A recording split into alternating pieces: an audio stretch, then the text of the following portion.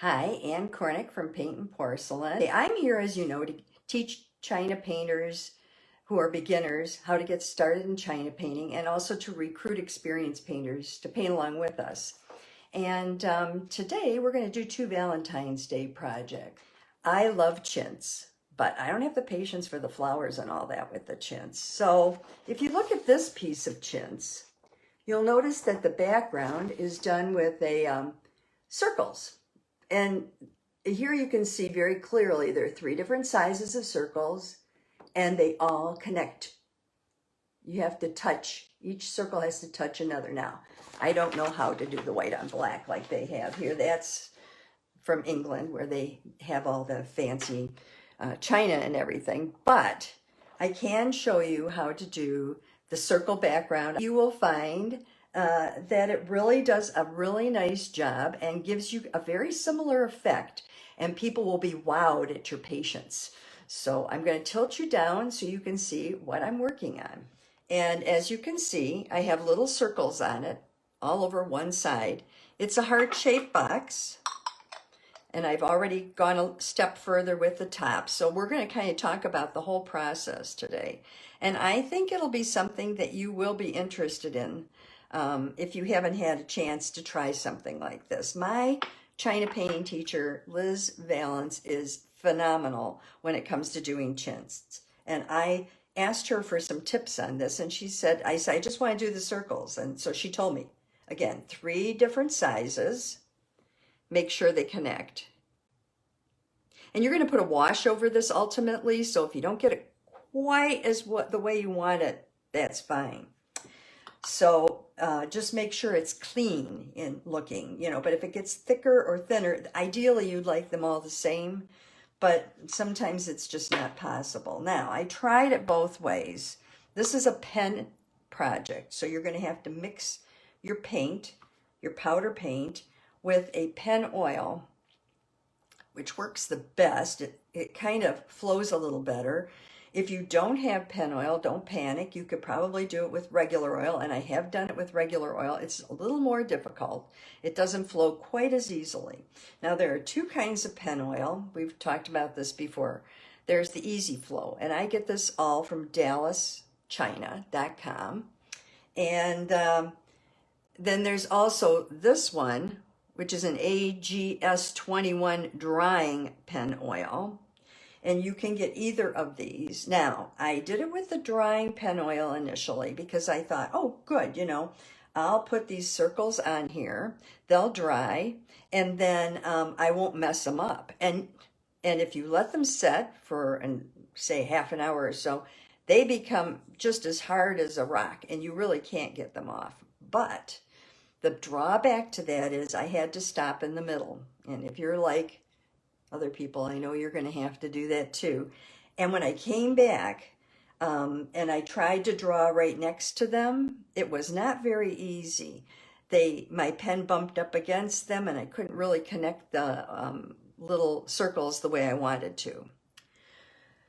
So I'm going with the Easy Flow. Now, for those of you that have not mixed your China paint before for doing pen work, I'm just going to give you a crash course. You have a tile, and I'm just going to leave this on the tile because I don't want it to confuse it with my regular paints that I'm going to be using. And I start out by taking the color that I want to do, and in this case, it's you can use Pompadour if that's what you have. I'm using a flesh color. You can use a Persian. You can use a blood red. Blood red is a little heavy, so it may be that you may not like the color quite as well. If it blobs at all for you, it will be very noticeable. So that's why I went with a flesh. Oops, and you don't need this much. You just need a tiny, tiny bit. Let me get some of this back. Okay. So you can see here, I have a little bit on my tile. And I'm going to take and open up my Easy Flow. And I'm going to use a dropper. And put maybe a drop on there or two. Sometimes it doesn't want to cooperate with you. I'm going to use my knife, my palette knife, and I'm going to start mixing. And you see how I'm starting to mix? You see all that powder out there? You don't want any of that powder. You really have to get rid of the powder, because if it gets in your pen, it's going to clog it. Plus, it's going to look terrible. This, see how it's not cooperating with me? This needs more oil. So I'm going to put it down. I'm going to put another little drop. Oh, that was a little more than a drop of oil. I always keep Kleenex close by so I can sop up when I get a little too much on my plate, and it seems to work pretty well. Now, I've had some people tell me that it should drip from the end, and this doesn't, well, yeah, it does. Kind of drips. So here, let me show you. I hold the palette knife and it drips off the end. That's supposed to tell me that it's the right consistency. So I'm going to make sure I've gotten rid of all my oil and put it back in the bottle, and I'm going to close the bottle. So, okay, I've got my oil on here. I've got my ink on here. And now I'm going to take my pen. I have a new nub on here, and let me tell you what kind of size. It depends on what you're doing. This guy's not cooperating with me. I think it's a 20. I can't really tell from this. And I'm going to just draw it across the ink like that. And then I'm going to test it by just touching it on my tile. Sometimes that first time that you touch it to the porcelain, you get this big blob. So you want to avoid that.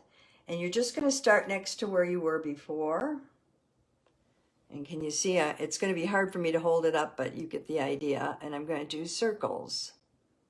How hard is that? And when it starts dragging like that, you need a little more oil.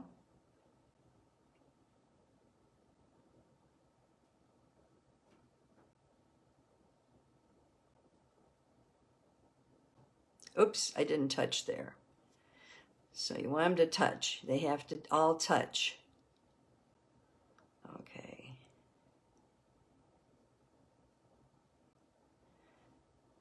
And I'm doing the little circles all the way around.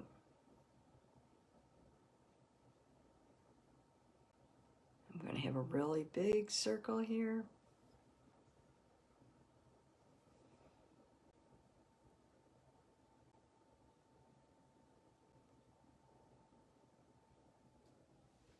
Now, you notice here, it looks like I have, oh, I see what happened. If you get something in the middle and you don't want it there, like a blob, like I just did there. So if you do get a blob, you can take your Pico-Pay and kind of wipe it off. You need something small like that because you really don't want to mess this up. And you're just going to keep going. 3 sizes. So I have my small, I have my medium, and now I'm going to do a couple more smalls. Oops, they have to touch. That's the key.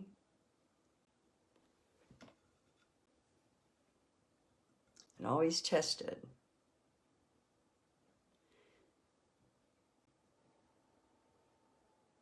And you also, see how mine are lining up? You really don't want them to line up. So you're going to break them up by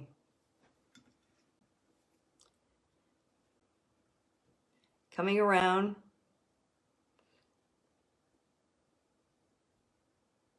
And putting a big one here, maybe putting some little ones around it.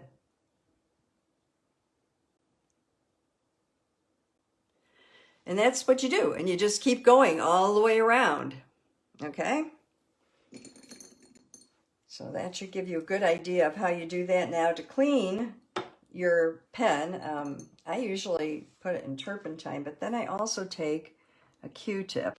And I just put the Q-tip down in there just to kind of wipe it out so that it's nice and clean. And then I put it in my container. So, okay, so that's the first part. Now you'll notice I went, because of this, oh, I should also tell you that when you get near the bottom of the piece, it's really hard to get the pen in there. So what I did was I lifted it up on a tile You can either put it on a tile or you can put it on another piece of china, and then you'll take your pen and you'll just go around the very, very bottom.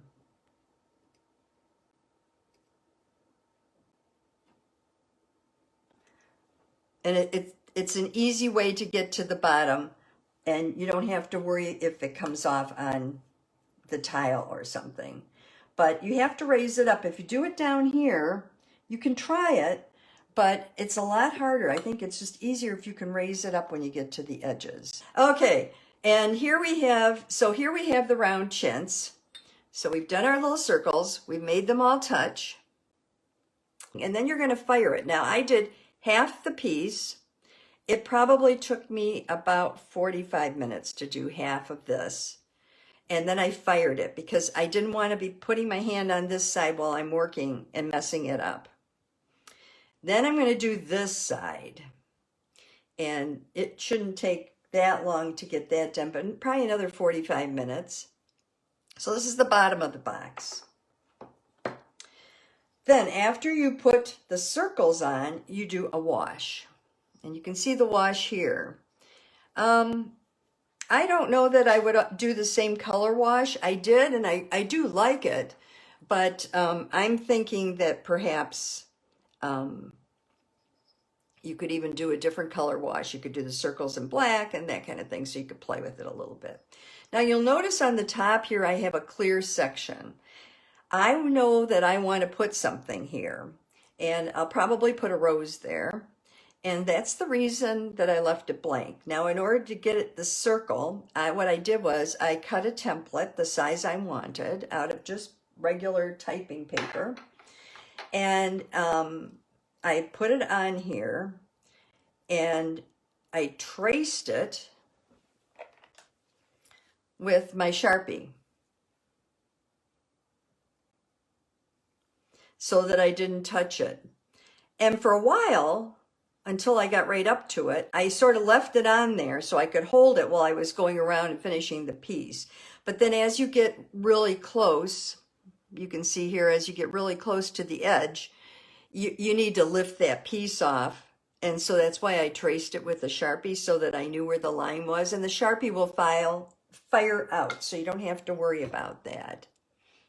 So now on this, I'm not going to use this paint because this paint is actually with the other oil in it. I'm going to just kind of pull it to the side here. And I'm just going to turn this so I can use it as a regular tile.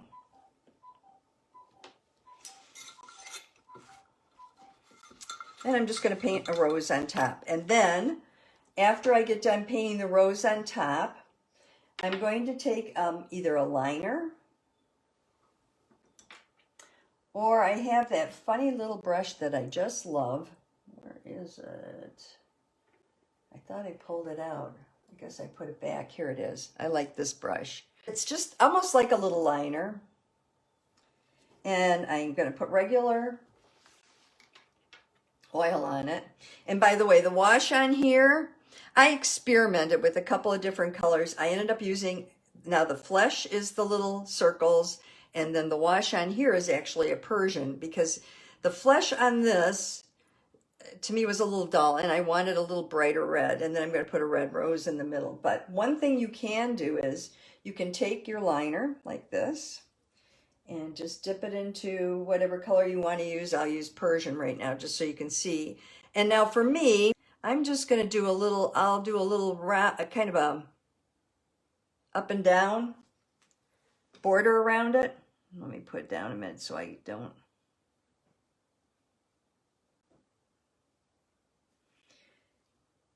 I tried doing the, and I suppose you could do gold and other things too, but I tried doing the little dots. I didn't like it. So I just decided that the kind of border I'm going to put around it is just a wavy border. So all I'm doing is I'm taking my paint and I'm just going like this all the way around the edge. Let me show you here. That's what I'm doing. I'm just going up and down all the way around the edge. And that will finish off the edge. And then I can paint whatever I want in the middle. Okay, so that's one project you can do. And when you get it all done, I think it will really look nice. And you can paint a nice little rose on top. And you have a little box. Okay, let me just let me find a brush here. I'll show you what it's going to look like with the final product on there. Let's take some Persian. We're going to make a rose, real easy. The same kind of rose we made before, if you remember from before. You just fill in your center. Fill in your bowl.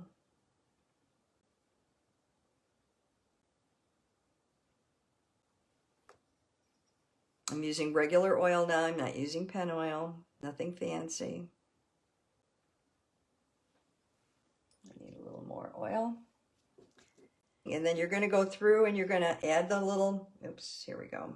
You're going to add the little, let's make this a little wider. You know, as you go with this, you can play. And then you're going to add the little outside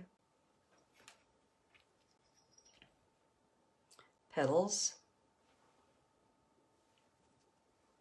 Seems to be a little dry in here. Either that or I mix my paint too dry. Sometimes I do that. I don't know about you. And I'm holding this up, so it's not always, if I were painting, I would steady this a little better.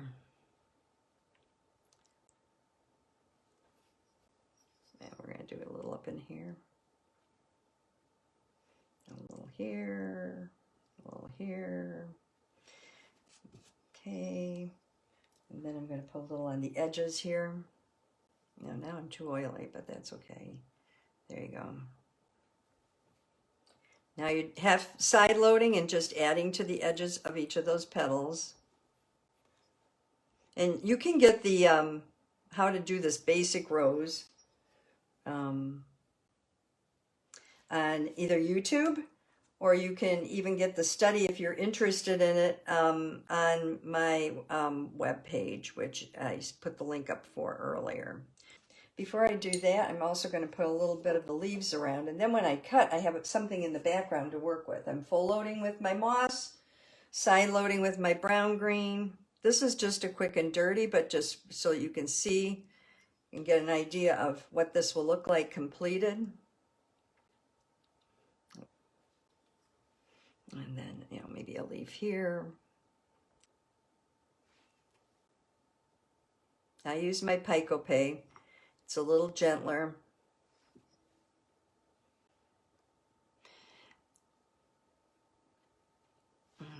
You always go towards the base. So pretend there's a little mark there. And you're going to bring your petals towards that base. Towards that little mark there, even the ones on top.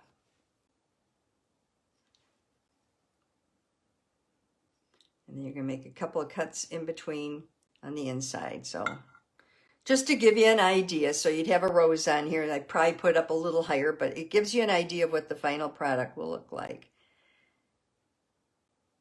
An easy idea. If you're a beginner, there is no reason why you can't draw circles with a pen, really. The hardest thing will be getting the pen to flow for you. And if you play with it long enough and do a whole box like this, I know you'll get it. Decide what you want to do and then finish it. Okay, that's one project. Both of these projects include some pen work, and that's why I thought they were good projects to put together. The next one, we haven't talked with beginners about tinting. This is a cute little plate that I found. And as you can see, it has little hearts all the way around it. And I just thought it was adorable. Now, for those of you that are beginner painters, and a lot of people have said, as they start painting, they think, how do you get the paint so dark? I don't understand. Now, my plates, I don't tint for the most part, but you can tint them. And for a beginner, if you're trying to get the paint to come on a little darker and you're getting discouraged, sometimes it's a good idea to take a step back and actually tint a plate. Let me use this brush. This brush is a little better. So what I did with this plate was I'm tinting it with pink because I have something in mind. Normally, I would tint it with ivory, or I would tint it with, I don't know, a color that's different. But see, you can see it's dark. I don't want it to stay dark. So remember how we talked about you put the background on with the C-stroke, like this. And then you start feathering. And when you feather, it's very light. You hold the brush on the end of the brush and you just barely touch it. If you put your hand out and just barely do it on the back of your hand and can barely feel it, then you know you've got the right amount of pressure. And you're just going to do that all over here. Pull it all the way out to the edges. On this, I would tint the whole thing the same color because I know what I want to do with it ultimately. And so you're going to tint this plate all the way out to the edges, okay? The whole plate. And then you're going to fire it exactly as is. And if you have a hard time getting it to be smooth, the other thing we talked about the other day was using a silk, and you could use a silk on this. And a silk is where you take a scarf that's made out of silk that you found maybe at a secondhand store and washed it and everything. I put some cotton balls in mine. Let me see if I can get to it here. Yeah, I put some cotton balls in mine, and I put a rubber band around it because I'm not real good at patting with my finger in this. And then you just pat right on the piece that you're working on, and it will even out the color for you. Make sure you have this washed and clean, and when you're done using it, if you're going to use a different part of it, put it in a drawer or something because you don't want to get dust and dirt on it because it will transfer to your china, okay? So that's the first thing. You're going to tint your little plate, okay? Then I came up with a pattern. I just drew a little rose that I thought I liked, and I put a few violets around it, and some rose leaves and some violet leaves, and maybe a little violet up in the corner here, the little bud. Nothing too fancy. And I actually traced it onto my plate. Then I took my pen and I got brown and I mixed it the same way we mixed this paint. I took my brown, my rich brown, I mixed it with the Easy Flow because I didn't know if I would get interrupted. So I mixed up the paint with the Easy Flow. I loaded it on my brush, and after I had traced my pattern, which I came up with, but of course you could just trace something that you like that's in a China Decorator or China Painting Magazine or something. I put it on here and I signed my name, okay? And I fired that. So you have the first fire, that's the tinting. You're going to tint it. Second fire, you're going to put a pattern on and draw it in with ink, with your pen and not ink, but your pen and your China paint. I like the brown in the background. You could certainly do it in a different color if you like a different color. It's not a problem. Then comes the fun part. Remember how it is to use a coloring book? Well, this is about the same thing. And for beginners, this might be an ideal way to get you started so that you can get the feel for what a rose, how the rose is formed and how the little violets are formed. So the colors that I'm going to use for this, I have a Lori Pink, which is how I'm going to actually do the edge of the plate. I have a number of reds. You see how many reds I have on here? This is a flesh, this is a pomp, and this is a Persian. See how similar they look? So if you're a new painter, it's very important that you label your paint because you can get it confused. I have moss green and a brown green and a pomp that I'm going to use on this. And then I also have a royal violet that I'm going to use for the violet along with the Lori Pink. So let's get started. This is a fun project, very easy to do. So you've already got it traced on here. Now you're just going to take your pomp and you're going to paint it the same way we paint a basic rose. You're going to start in the center section and you'll know exactly how far to go because you've got the lines there for you. This is side loading my brush only. because what I'm going for is I already have the pink in there. See how the light pink shows through from the pink tint? That's why I did the pink tint. So I'm just putting the shadow in.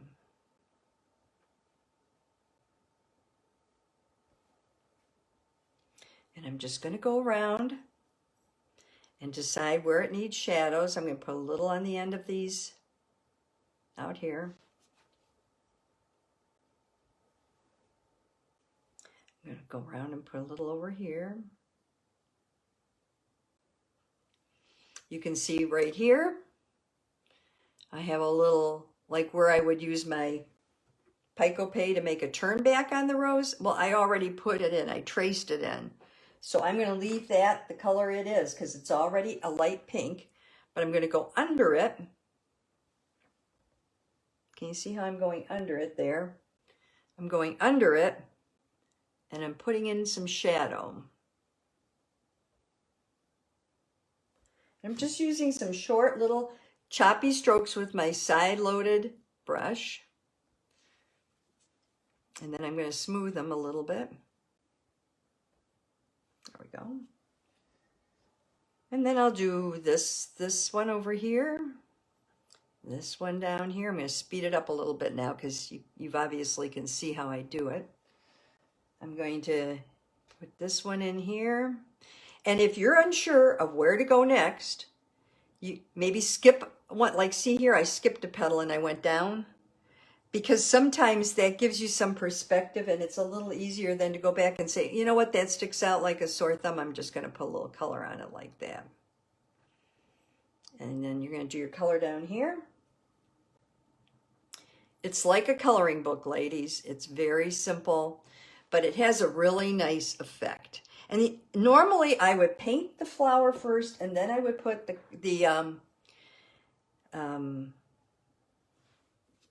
line drawing, you know, the pen work around it.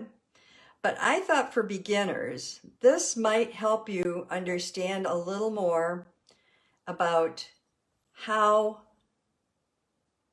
the rose works. Now, see, I want that highlight there, so I'm just going to put a little on that side. And I have one more petal down here that I need to get to. So I'm turning the plate because you want, I have this is a side load. And you want that dark color because the color's on the thumb side. If you're left-handed, right-handed, it's always on the thumb side. You want it to go right under the one on top. Then you can take, and you don't have to worry about smearing anything. Then you can take your Pico-Pay and go around, or you could clean your brush really well and just go around a little bit and pull the color back. So you get a little bit of color on the edge of those. And there's your rose. So simple. And it will help you understand how that rose is formed. And now we're going to go down to the rose petals. And even though it's tinted pink, if you use a moss green full load and a side load of the brown green, I think you can get a very nice little leaf like there. See? Oops, I'll turn it so there so you can see it a little better. And I'm going to do the same thing over here. Need a little more of the brown green.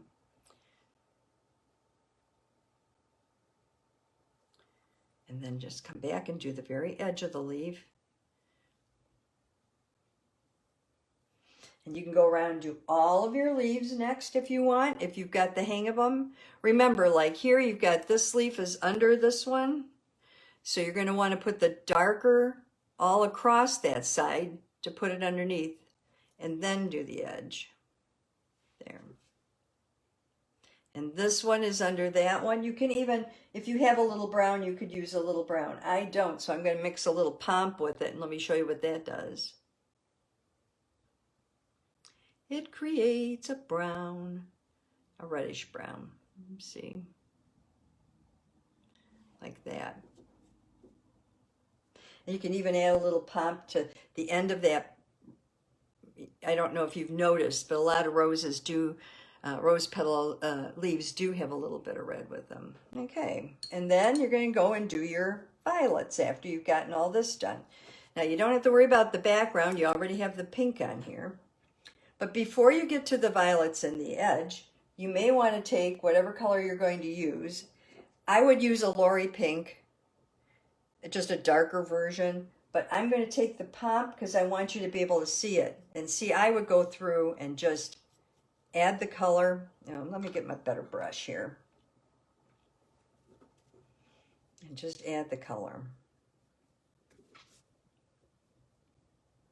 All the way around. And then I go back and finish some of these off. Like I have my leaves for my my violets here.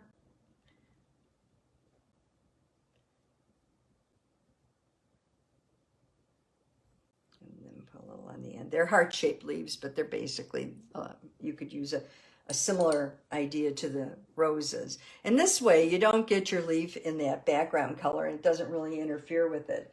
And then for your violets, I'm going to use a side load of my royal purple, and I'm just going to put it around the base here.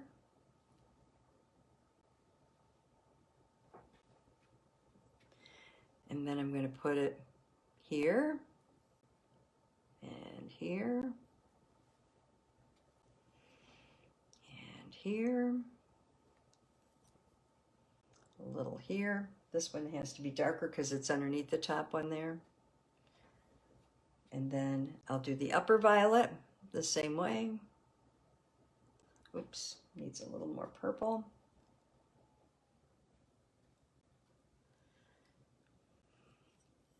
And if you don't like what you've done, you can always wipe it off and start over. You already have your